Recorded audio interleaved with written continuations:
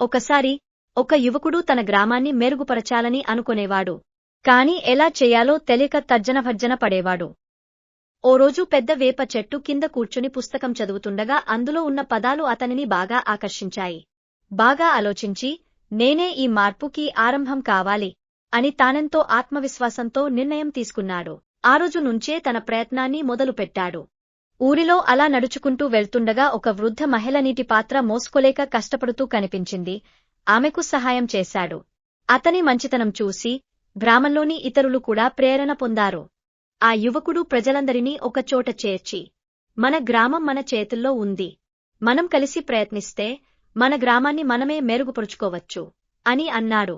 అప్పటినుంచి గ్రామంలోని ప్రజలంతా కలిసి పిల్లల కోసం స్కూల్, రోడ్స్ అలాగే మహిళలు పూల మొక్కలు నాటి గ్రామాన్ని పచ్చగా, అందంగా తీర్చిదిద్దారు. తన గ్రామాన్ని చూసి గర్వంగా చిరునవ్వు చిందించాడు. మార్పు బయట ఎక్కడో కాదు, మనతోనే మొదలవ్వాలి అని అనుకున్నాడు.